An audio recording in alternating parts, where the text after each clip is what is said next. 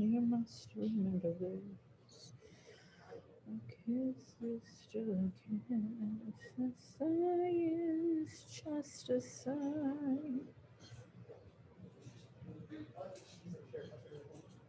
Hello. You wore a Cheez It t-shirt, and that is like the coolest t-shirt I've seen in a while. That is cool. Just Hi. red Hi. Cheez It. Hi. Hi. It is no longer Thursday. It is no longer Thursday. May I do the? Oh God, never mind. It's coloring page. Oh, well, you can give me the coloring page. I keep saying I'm going to do these coloring pages, but. Today, oh, it's a big one. Oh. The common cry of curs, whose breath I hate, a reek of rotten fens, whose loves I prize as the dead carcasses of unburied men that do corrupt my earbuds. We already did that fragment. I banish you and here remain with your uncertainty. Dang. It kind of sounds like he's saying, He's very mad. okay. Like, I don't care about you at all. Yeah, I want. I thought he was saying that his breath smelled like rotten bodies. Which is a funny. Yeah. But it's not necessarily, it's not that his breath smells like rotten corpses. It's like, I hate you as much as I hate the smell of rotten corpses. Can I put this spider spider on the along with that one so that he can work it? He's got a friend over there. Well, it's not on the board. It's kind of far away. That's okay. So, No, I don't want another one. So earlier today, Yeah. like, this morning, I saw you. Like, you was with some emergency people. I was what? It was breakfast. Yeah. And we going to our rooms. Uh-huh. I saw you with some other people. What? I saw you with some other teachers. You saw me with some other teachers. Guys were screaming because of like. Oh yeah, because of a wasp. Yeah, we were. And can you please tell me why, of both of the two women for you, the man himself screamed loud? I mean, it was his room, so he had to stay with the wasp. Let me see if I have this photo convenient. This is a magnificent one in 2 days. That is a good one. Let me see if I have this photo, Troy. I thought maybe it was saved in my favorites. It might not be. Oh shoot, it's not. I mean, that one in my face and all in my life. Well, I thought I had the picture handy, but I don't. So I was freaking out because I am allergic to wasps and hornets. Like not bad enough to where like I could go into anaphylaxis, but it makes me like blow up. And I have a picture of my hands, and if we have time, I'll try to find it. Where I got stung, and actually I have a tiny little scar from it. Like it's barely there at all, but right here I got stung by a hornet inside the public library, and over the course of 2 days it swelled to like 3 times its size. It was like red all the way up to my elbow. I like couldn't sleep, and when I finally went to the doctor I was like, just chop it off if you have to. I can't deal with this anymore. He was like, I don't think we need to chop it off. So, We can... 2 Fridays ago, Yeah. I sat in that. And last Friday, I also was in that. That's interesting. It is now Friday. It is, and yet I'm sitting in this chair. I was wondering, is there a chance? There is zero chance, Zero chance. for him to sit in this chair today.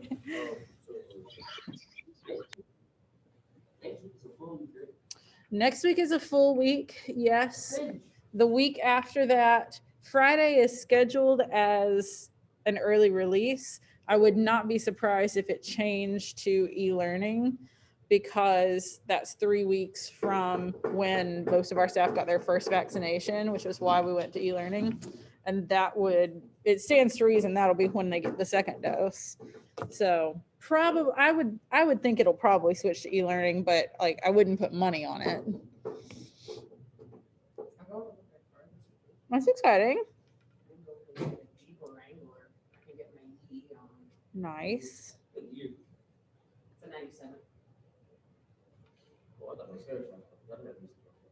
Oh my gosh. I'm so confused. But only 2 weeks. Only 2 weeks left after today before spring break. And won't that be nice? And then that second to last week is that Friday. Mm-hmm. Comes with So 2 we sets have- of doors and 2 roofs, which is nice. Let's see here.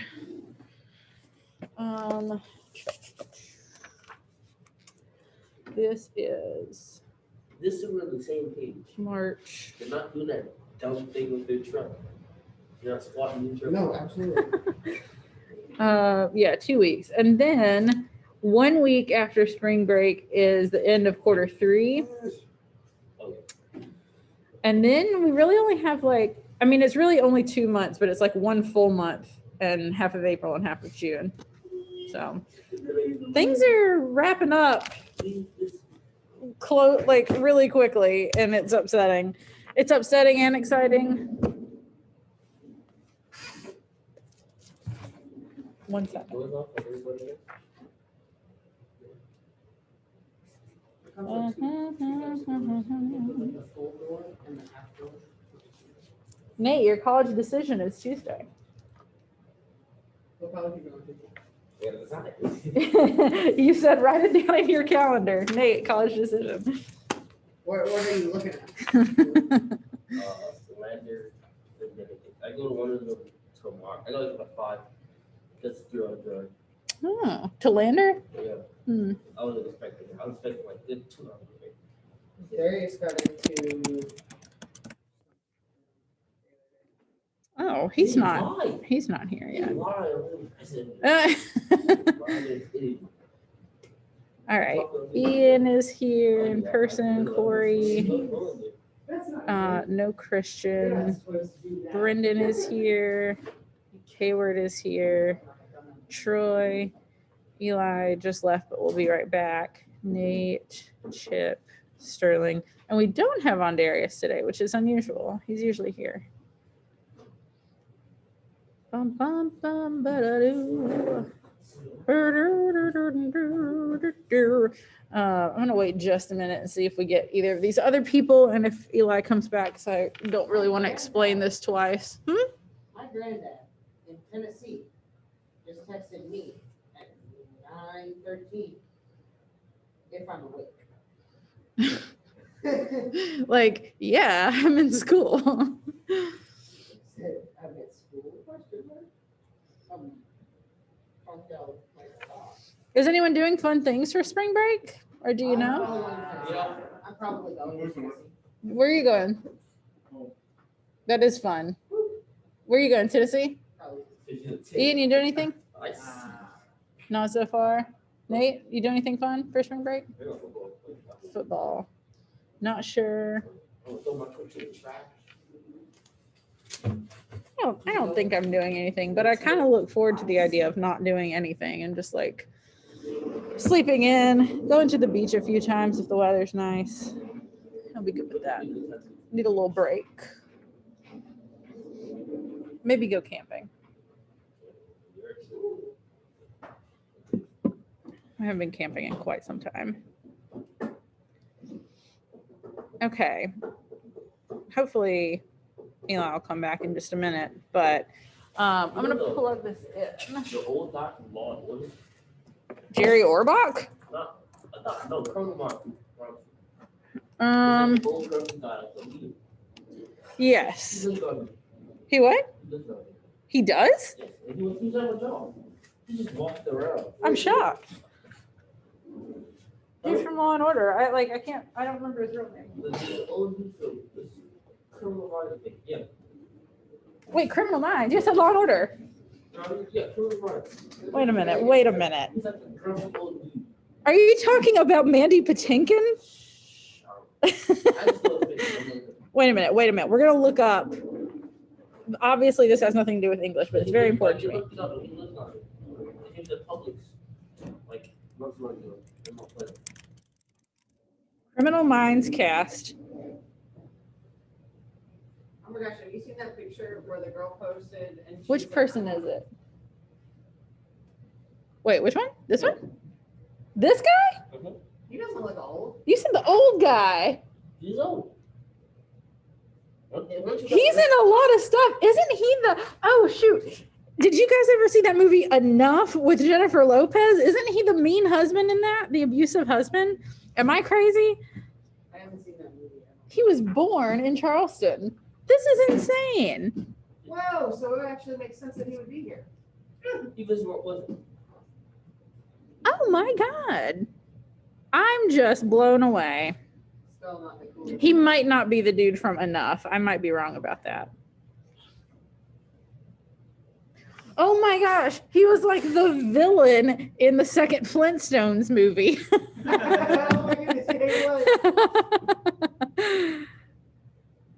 Wild. Oh, I'm about to watch this in one of my other classes. Crazy. Well, I don't think he's old. Whoa. That's wonderful. I had no idea. John, that bathroom's been closed for 40 years. Whoa. Whoa. I've already forgotten that actor's name, but I could be like Hodgner from Criminal Minds. He lives in Charleston. He just can't. Did you get to ring him up? Huh? Did you ring him up? He was barber. He walked around. He walked in the back of the kids. Wow. And like all the like. Has anybody else seen that picture of the girl who posted on Facebook and she's like, I'm a woman, I can pump my own gas, and in the picture she's pumping diesel into her video. No, I haven't seen that. Okay. We have an activity to do today that involves seeing a short video first about the idea of foils, which we have talked about. No, I hate foils. Why? It's such a dumb concept. It doesn't make any sense. What do you mean? No foils make sense. How? They don't. I just don't like them. There were like almost zero foils in Hamlet. It doesn't make any sense. I have an example up there of how there is. This is just a list that I had up of words to say. I liked the organization of this. Words, like when you're writing, words to say instead of said, and like the mood that goes with them. So you know like what to. It's such a garbage I love it. concept that makes me unbelievable. You're a garbage concept. That's You can fair. quote me That's on fair. that. I would agree with that. Okay, so let's watch this video first to just kind of remind ourselves what they are. What is a foil? A la schmuck. There are dozens of roles for a fictional character to fit into. Some of them can be pretty easy to spot. The protagonist and antagonist are often the hero and the villain, for example. And the sidekick is the one who never gets any of the glory. Thank you, Robin. But others are more difficult to spot, and not because they insist on wearing camo all the time. One of the most ambiguous literary roles is the foil. How do you identify the foil in a novel? If the Summer Olympics are coming up, a foil is the little bending device people poke their combatants with while wearing colanders on their faces. Or it's something you wrap your Colanders. baked potato in. Or it's a math method for multiplication, meaning first, Ugh. outside, inside, Hate last. foil. Well, we have a guide on that one too. But we're focused on literature, where a foil is a character whose main purpose is to offer a contrast to another character, usually the protagonist. Foils set off and accentuate the main character and are convenient ways to complicate and deepen the characterization of the protagonist. They're more like complementary colors than total opposites. Foils are the white spaces to the protagonist's pen and ink drawing, the blush to their cheekbones, the frosting to their cupcake. Basically, everything the foil is, the protagonist is not. The foil's differences highlight the key qualities of the main character. Sure, it can be as simple as protagonist versus antagonist. Voldemort's villainy and selfishness reminds us how good Harry Potter is and how much he values his friends. A foil is any character who makes the traits of another stand out in sharp contrast. For instance, a character's best friend can be a foil if she's always volunteering time at a charity and giving sandwiches and blankets to homeless people, reminding us that despite saving that turtle from a burning house, our protagonist is actually pretty darn selfish. There can be multiple foils in a novel as well. In Romeo and Juliet, Romeo's first love, Rosalind, is a foil to Juliet, and Juliet's other suitor, Paris, is a foil to Romeo. Finally, a character can even foil himself. In Return of the King, Frodo can be his own worst enemy, and his bad side makes his good side even, gooder. by comparison. So a foil isn't just a handy suntanning aid. It's a way for an author to make their characters even deeper. So when you're hunting for the foil, remember the following. The foil is often the person who enhances the protagonist's attributes, but the foil isn't necessarily the antagonist. It could be a friend or a rival. And supporting characters might have foils too. Score 1 for the little guys. Oh, Okay.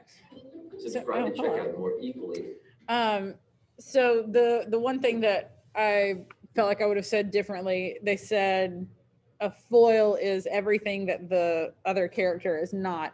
And I don't think that's necessarily always true, because they do need to have some common thread in order to highlight those contrasts. Like if they're completely different, they have nothing in common, that's probably going to be more like protagonist versus antagonist than foil. But we have several characters in Frankenstein I don't know. that can serve as a foil. Maybe it's just the way my brain thinks about people, but like comparing two people, like the whole concept of what a foil is, Hmm. just I don't get it. It just doesn't quite. make sense to me.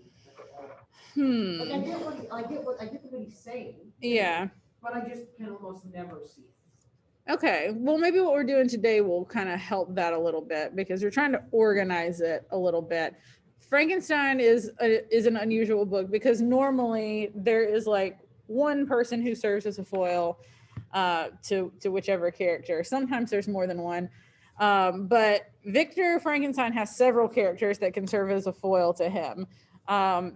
Elizabeth is one, Henry is another, the Creature, or Captain Walton. Captain Walton is my favorite for this, just because that's the way that I see it. Like they have this common thread of their extreme ambition, but particularly like after we see how the book ends, we'll be able to determine like how their different choices highlight their different characteristics. And he'll be able to kind of learn from some of Victor's mistakes. So what you're going to do is choose two of those characters, meaning not Victor and someone else, but either Elizabeth and Henry, or Henry and the Creature, two of these people, and make an organizer of some sort that shows the contrast. So you could do Venn diagram, T-chart, whatever else works for you, but you should show at least 3 similarities between Victor and each character and 3 differences. So remember, you're doing 2 different characters with Victor. So there should be 2 different charts and maps or organizers in person. I made one, I didn't want to like help you out on this assignment too much, but just to kind of like show you as an example from Hamlet. I did a Venn diagram. Again, you can do kind of however you want to do, like T-chart or whatever else, but I have my Hamlet side and my Laertes side. And then the part in the middle is stuff they have in common. I did more than 3 that they had in common. They both loved Ophelia. They're both good at fencing. Both of their dads are dead or they're murdered in the course of the play. They're both raised in a privileged position. They both went to college. They have a lot in common, but they've got some big things that are different about them that really help highlight the qualities in Hamlet's character.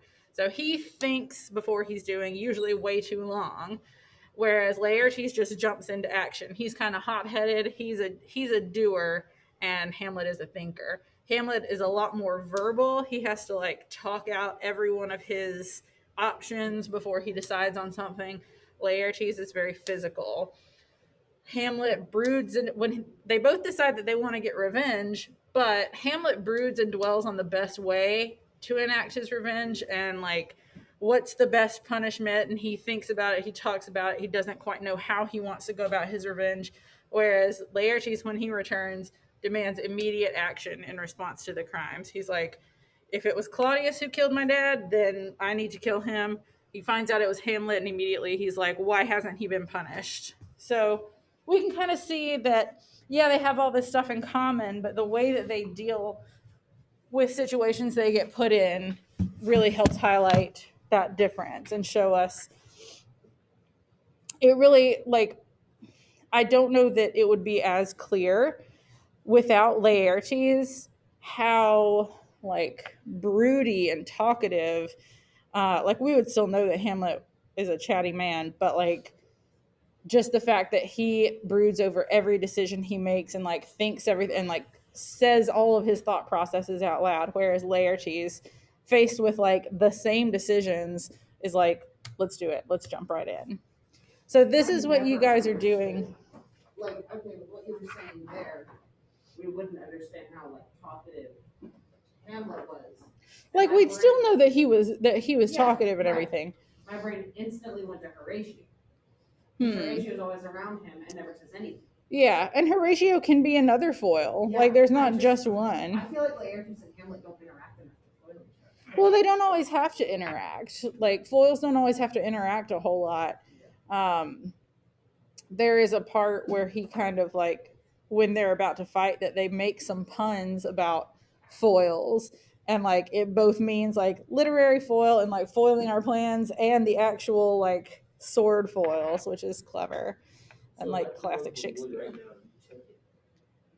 If what? Yeah, we could do that. So you're doing two. Don't forget that. You're picking like Victor and Elizabeth and Victor and the creature, or Victor and Walton, Victor and Henry, however you want to do that. Any questions about that from virtual folks? The only thing you might be confused on is because this could potentially take like 5 to 10 minutes to do. It's due today, but you have the rest of this class to work on it. This is our only thing for today. So we're going to finish the book next week. That's very exciting. We'll be able to test on it before we'll go back to letters. Yeah, there's a bit more in chapter 24 and then we go back to letters. Is this story gonna have like an ending that doesn't end? What do you mean? Like some stories just don't conclude. No, it concludes. There like I would say there's maybe like a little bit of a question at the end, but pretty much everything is wrapped up. And we can sort of deduce things. I don't want to spoil anything. Yeah, I don't care if it's a good conclusion or a bad conclusion, but it really makes me upset when they're just like, "Hey, you can figure it out on your own." Come on, you just don't know how to end the story. Yeah. To be fair, it's hard to end a story. I think it's the hardest part. It is hard to end the story, and I don't want to have to do it.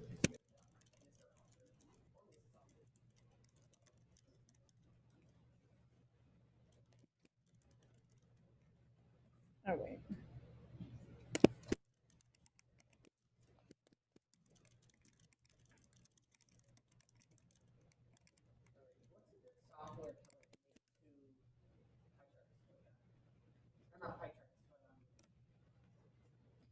Um, you could do it on pretty much anything because you could like draw a circle.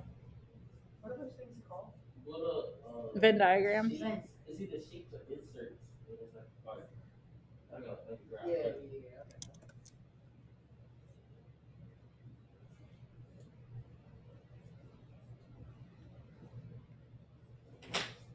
Oh my god.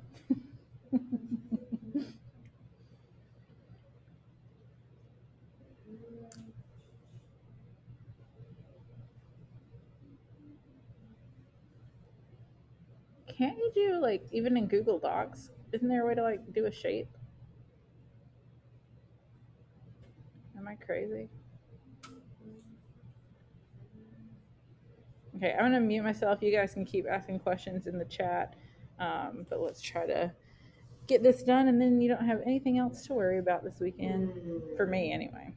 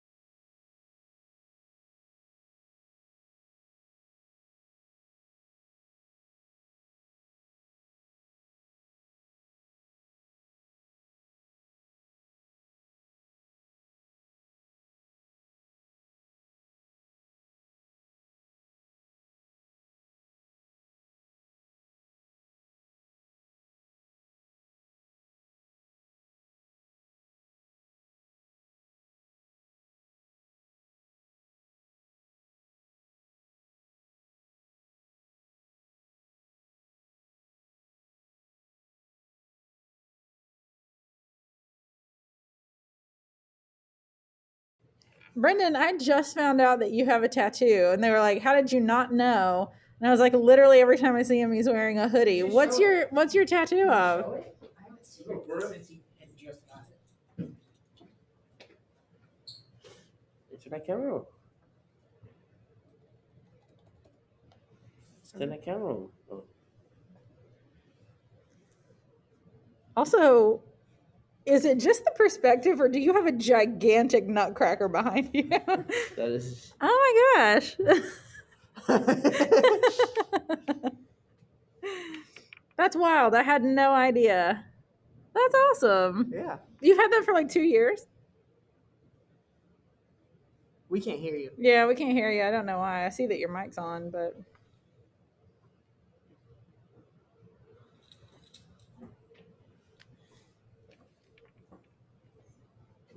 To you, yeah. 2 years. I want to start out with something. How long have you had that nutcracker? Oh, I'm done. I want to start out with a tattoo. I don't know why that's just so funny to me. I just didn't expect it. Oh my gosh. Can I show you my friend's tattoos? Yeah. He has crazy hand tattoos.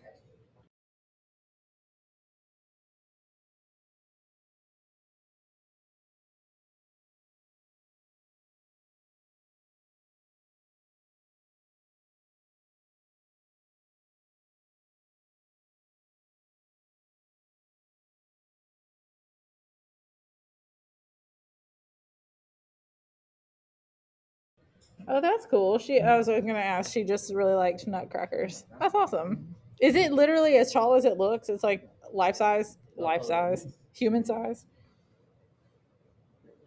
I think that's like the coolest tattoo in the world, but I would never, ever, ever get. Dang, 6 foot, 6 foot nutcracker. That's wild. Taller than Makes it you. look like Doctor Strange. Oh, I was gonna say something Elvie. like it's really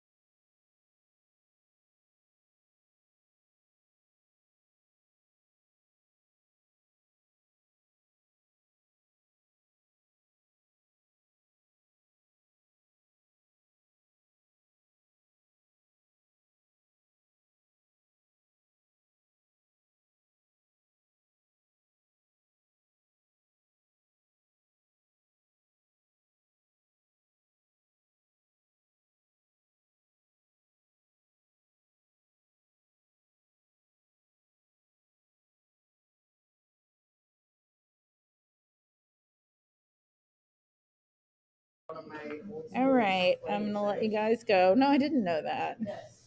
Y'all have a good weekend. I'll see you Monday.